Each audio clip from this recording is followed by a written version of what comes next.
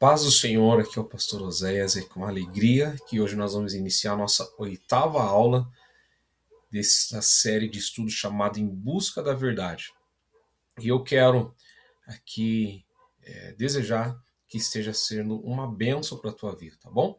Nós vamos falar sobre os sinais da volta de Jesus Cristo. Sabe que a Bíblia diz que há uma promessa da volta do Senhor Jesus Cristo. Ele vai voltar para buscar o seu povo, o povo redimido, o povo que obedeceu a sua palavra, o seu evangelho.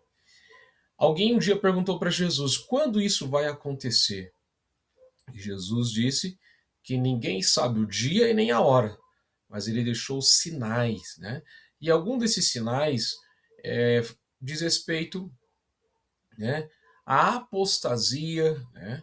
Apostasia seriam pessoas que no passado criam em Jesus que depois deixam de crer, né? Se apostataram, né? Então abandonaram a fé. Guerras e rumores de guerras, né? Fomes, terremotos, difamação do evangelho, perseguição aos cristãos, aos princípios, né, de Deus, né? Rebeldia contra autoridades, né, são sinais, dentre outros, que Jesus deixou. Quando essas coisas estiverem acontecendo, pode acreditar que é sinal que está indicando a minha volta. Né? Como, né, momentos antes de uma tempestade. Né? As nuvens vão se escurecendo, os ventos vão mudando, e você logo já faz uma leitura, né, visual de que em breve vai haver chuva. Quando nós analisamos esses sinais que Jesus deixou, nós também vamos chegar à conclusão de que a volta de Jesus se aproxima. Né? A volta de Jesus é o evento mais aguardado da igreja. Se você perguntar para qualquer cristão entendido da palavra de Deus, né, qual é a tua maior expectativa? O que você mais deseja? É ser arrebatado. Né? Arrebatado é uma retirada rápida, né, uma retirada súbita, instantânea, né? Como o apóstolo Paulo diz, né, num abrir e fechar de olhos, algo rápido. Isso é o arrebatamento. Né? O arrebatamento de quem, pastor? Daqueles que obedeceram o evangelho de Jesus Cristo, né? Que em algum momento da vida deles, ainda aqui na terra, eles se arrependeram, né? Entregaram a vida para Jesus, abandonaram o mundo, o sistema do mundo, o pecado, nasceram de novo. Como que nasce de novo? Sendo batizado nas águas em nome de Jesus Cristo, foram batizados com o Espírito Santo, falando em novas línguas, e uma vida separada para Deus, né? Até esse momento acontecer, então esses serão arrebatados, a igreja será arrebatada. A Bíblia diz que Jesus vai vir encontrar com a sua igreja nos ares, né? Não vai ser um anjo que vai recepcionar a igreja, não vai ser um querubim, vai ser o próprio Deus, né? O próprio Cristo que irá recepcionar a sua igreja, o seu povo. Momento maravilhoso, né? Você precisa desejar esse momento. É o momento que nós iremos sair deste lugar, sair deste mundo cheio de pecado. Né? E a Bíblia fala que algumas coisas vão acontecer. Né? Os mortos, como ficam os mortos? Né? Que morreram em Cristo, que obedeceram a palavra de Deus, mas, né, morreram aqui na terra antes do arrebatamento.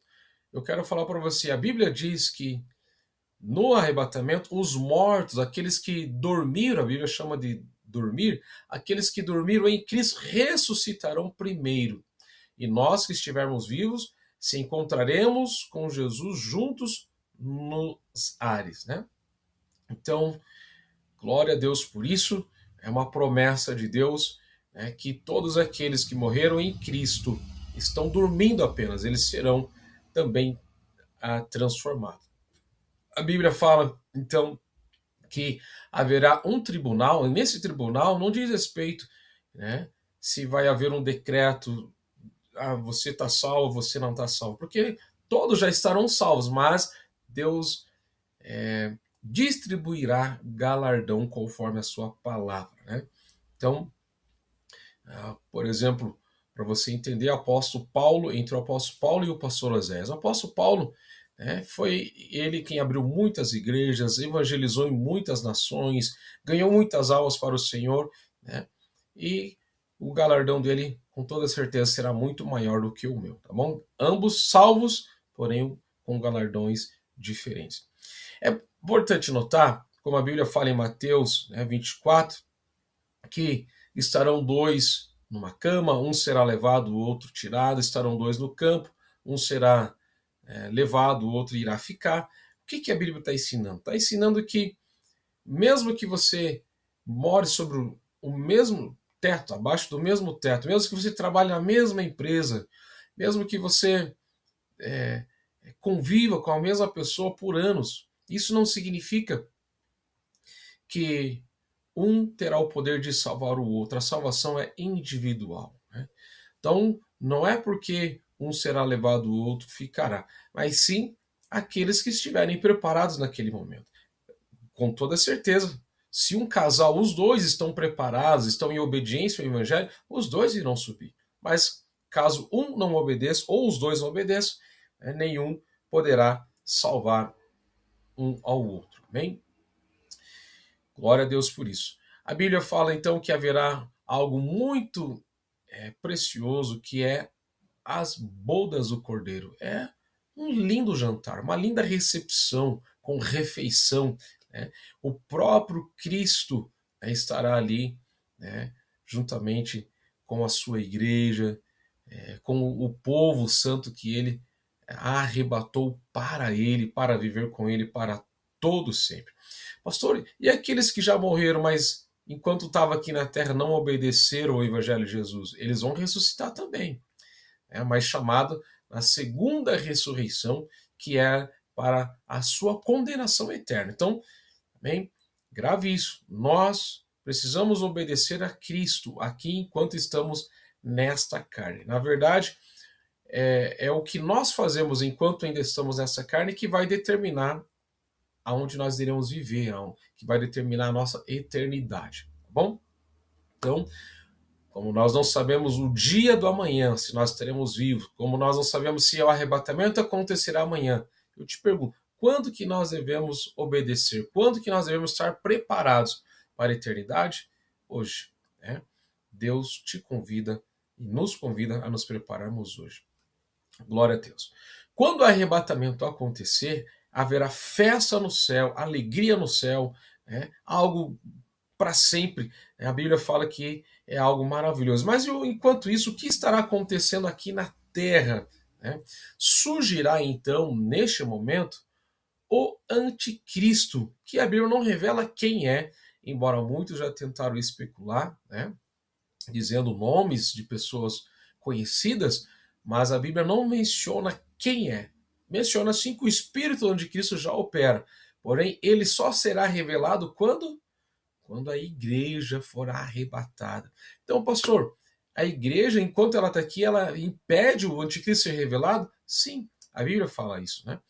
Nas cartas de 1 Tessalonicenses, 2 Tessalonicenses. E eu quero também dizer, né, que esse anticristo, ele vai encontrar, né, ele vai surgir num momento de caos aqui na Terra, né? Aqueles que sabem o que ocorreu, né, do desaparecimento de pessoas cristãs vão saber, vão entrar em desespero, porque eles vão saber que deixaram de ser arrebatados, muitas coisas vão estar acontecendo aqui, muito desespero, muita angústia aqui na Terra. Esse anticristo, ele vai trazer argumentos para acalmar os ânimos, né? Ele vai dizer que não existe arrebatamento, ele vai inventar uma teoria, né? Suponho eu que ele vai dizer que as pessoas foram abduzidas, foram para outro planeta, não existe arrebatamento, não existe negócio de céu, de reino, não existe nada disso. Então ele vai acalmar, vai trazer paz. A Bíblia diz que ele vai fazer um acordo, de paz, principalmente com o povo de Israel, e ele vai estabelecer uma moeda única, vai estabelecer um sistema econômico único, né? Tem que ter essa marca 666, né? Isso comprovará que você estará inserido no sistema de compra e venda, né? E, e se você não quiser, você não vai comprar, você não vai vender e, obviamente, você vai sofrer, inclusive, até perseguição e morte, né? Nesse período, né? Ele vai fazer um acordo com os judeus, né?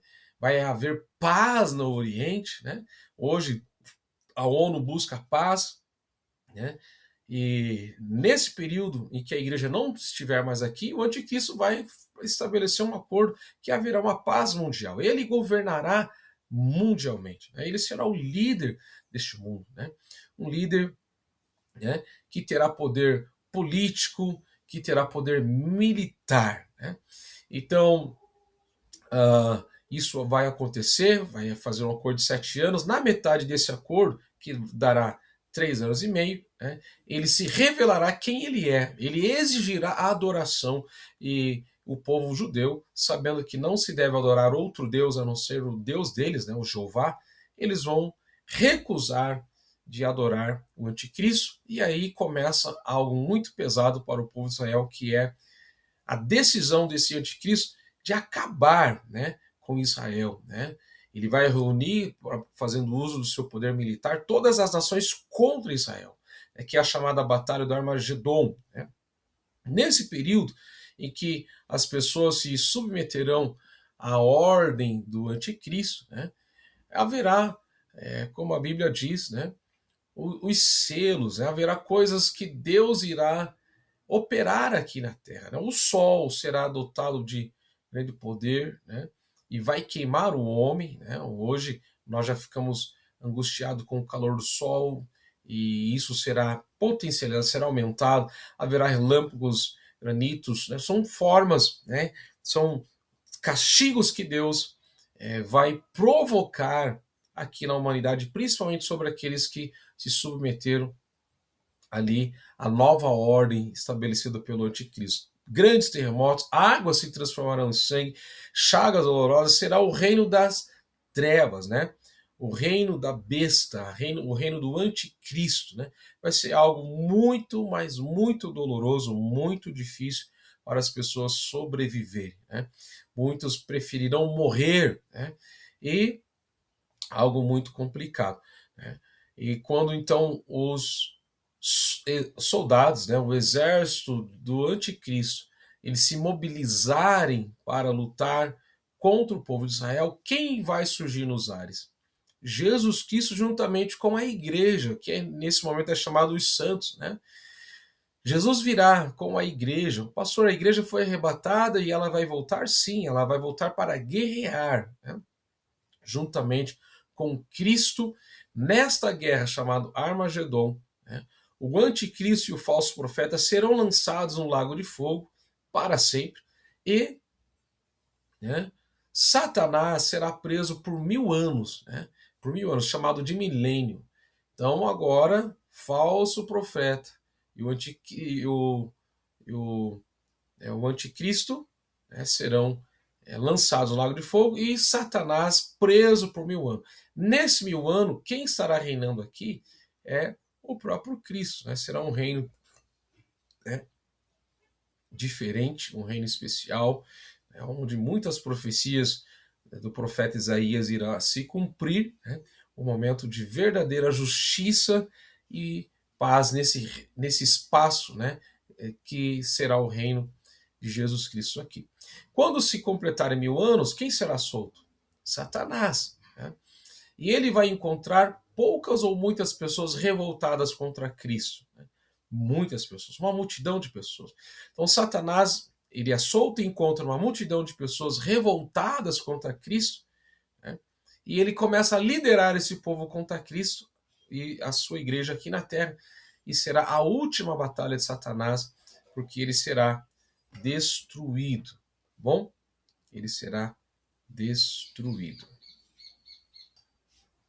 Eu quero aqui compartilhar, né, algo muito necessário, né, a gente conhecer a característica de Deus, né? Deus, ele é amor, é uma característica nata de Deus, mas o amor também leva à justiça, né? Deus é um Deus de justiça. Nós vemos isso nas Escrituras, né? Quando os anjos se rebelaram contra Deus, né? Liderado por Lúcifer, eles foram destituídos e passaram a se tornarem demônios, né? Nós estudamos sobre o dilúvio, né? O amor de Deus era a arca. Quando você olha para a arca, você vê o amor de Deus. Aqueles que obedeceram foram salvos. Noé, sua família, 8 pessoas. Aqueles que não obedeceram sofreram a justiça de Deus, né? Sodoma e Gomorra, quando Deus falou, né, por meio dos anjos, a, a Ló, né, para sair daquela cidade, não olhar para trás, né, e esse era o amor de Deus, a oportunidade de salvação. A esposa de Ló desobedeceu, virou uma estátua de sal, né? Então, isso vai acontecer também nos últimos dias. Deus irá julgar, essa terra será destruída, né, por fogo. Amém? E a Bíblia fala que agora haverá um novo julgamento, que é o julgamento do trono branco. Né? Nesse julgamento, né, é para que todos os perdidos, né, recebam a sua sentença. Né? Eles precisam ir para o inferno sabendo o porquê. Então, esse julgamento do trono branco vai ali descrever, né, o pecado, as desobediências e a sua consequência da razão que eles estarão sendo lançados no lago de fogo, que arde para todo sempre. Quem irá para o inferno? Né? O diabo, os seus anjos, né, os servos inúteis, aqueles que serviam, mas inutilmente, né? Os profanos que nós já vimos que um dia negaram a sua fé em Jesus, todos aqueles que não acolheram o amor pela verdade. Né? Olha que o amor pela verdade, quando nós acolhemos ela, obedecemos ela, não vai nos livrar do lago de fogo, que não vai durar apenas um dia, ou uma semana, ou 2 anos, é eternidade. A Bíblia diz, né, nas cartas do apóstolo Pedro, capítulo 3, que esse céu será queimado com fogo, né, será destruído, e haverá 2 eternidades, no lago de fogo ou no reino de Deus, né? Aonde a igreja estará para sempre com Cristo, um lugar que não haverá mais morte, não haverá dor, não haverá choro, não haverá tristeza, né? É um novo corpo, um corpo glorificado. Nós estamos finalizando a nossa aula, mas eu desejo de todo o meu coração de que você ame o Evangelho, acolha o Evangelho de Jesus Cristo. Ele é poder para salvar todos aqueles que nele crê, né? Que não só apenas você entre no reino de Deus, mas você, a sua família, as pessoas em sua volta, fale de Jesus a eles também, fale desse plano de salvação, tá bom? E é lá que eu quero te ver, é lá que eu quero estar contigo, com a sua família, para todo sempre, no reino celestial, tá bom? Deus abençoe a sua vida, guarde a sua fé, obedeça o Evangelho, e com toda certeza, né, será a maior coroa, o maior bem que nós receberemos para todo sempre. Deus abençoe e fique na paz em nome de Jesus.